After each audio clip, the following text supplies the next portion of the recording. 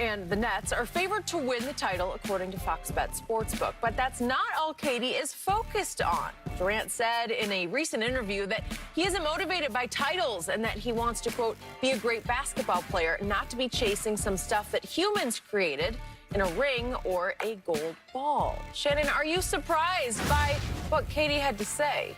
Does Katie know that humans created the game of basketball? Or he just thought that just immaculately happened like God, just like, poof, basketball appeared. I do love basketball, so maybe. Yeah. Maybe. It's easy for him to say that now because he has the titles. The titles put his mind at ease, Skip.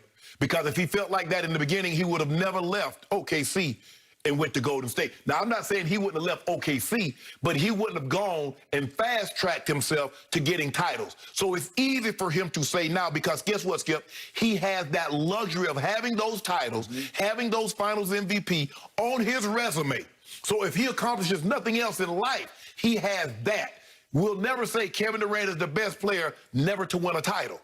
So it's easy to say that now, Skip. It's like, for me, I look at it like having money. It's easy to say, well, you know, I have enough. I'm not chasing a dollar now. It's easy to say that. I've never heard anybody say that. But, Skip, for me, is that when I was growing up and I didn't have money, you better believe, not only was I chasing, I was running full speed after it. But I got it now. I don't nearly look at money the same as I did before I had it. Kevin Durant doesn't look at it the same because he has those titles. What he found out, Skip, is that the titles did not give him the validation that he thought it would.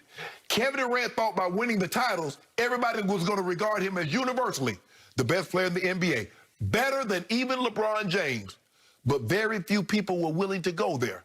And then he's like, because he said it, if LeBron James is the GOAT, I beat the GOAT twice and hit the shots in his building, what does that make me? It wasn't about, well, I will be the best player.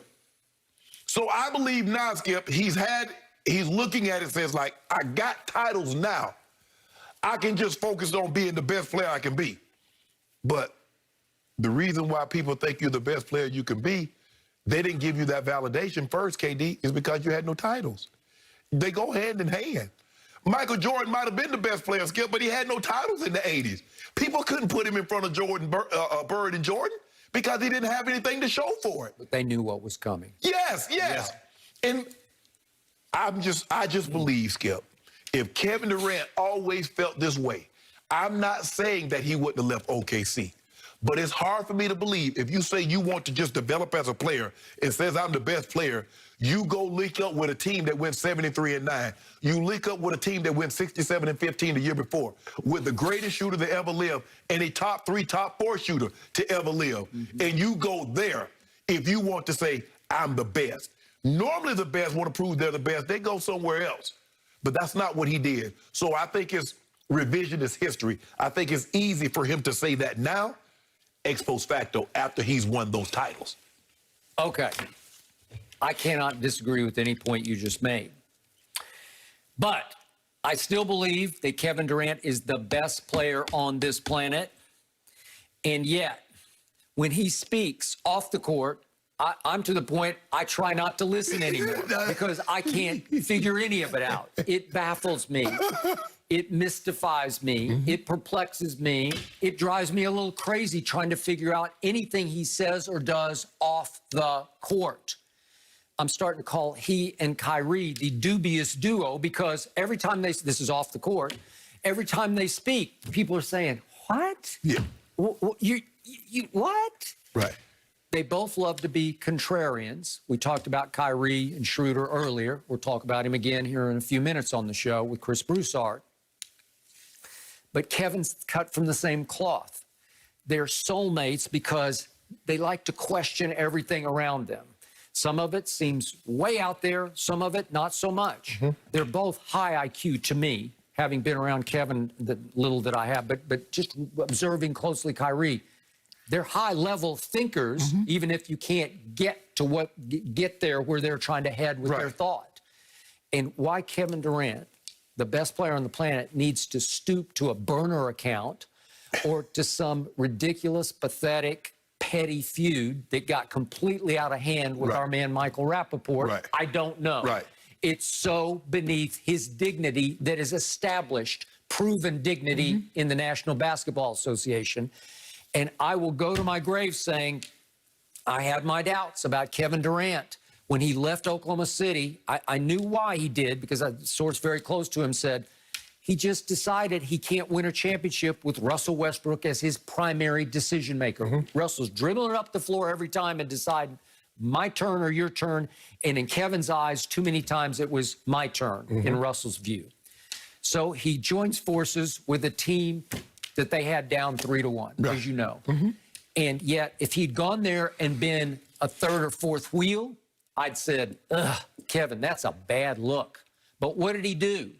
He lived up to what you said Draymond needed him to be. You said Draymond fled into the parking lot that night after losing to LeBron, blowing their 3-1 lead, crying crocodile tears, calling up Kevin, you got to come save us. You got to save us. Well, he did. He stepped on the floor, and immediately he was the best player on the Golden State Warriors. And in back-to-back finals, he amazed me. He astounded me. He just took the finals over. And you can say, well, he had a lot more help than LeBron. Okay, but that help couldn't beat LeBron the year before when they blew the 3-1 lead. Kevin just took over a Game 3 in LeBron's house in back-to-back finals. And as we know, he made the shot of shots right in LeBron's grill to cinch the MVP in Game 3 the first time around. That's a lot of pressure he stood up to. That's the weight of the NBA world on your head and on your shoulders, and he stood up to it and rose above it. I give him huge credit for that. And even he was gone for what seemed like half of the first part of the season. Seemed like he was gone forever. What is it? 2 months. He missed 2 months. Games? And all of a sudden he comes back, in the first game back, I'm watching, and he goes 19 minutes and scores 17 points. And then against your guys the other day on Saturday, I know they got blown out, but he played a grand total of 24 minutes. He scored 22 points. So combined in his first 2 games back, he's 13 of 22, 3 of 6 from 3, and 10 of 10 from the free throw line. It looked like he didn't miss a dribble. He's still that guy, and he's going to be that guy down the stretch for this team. But he lost me when he said, oh, my priority now is just to see how good I can be. What? I mean, it's the anti-Tom Brady.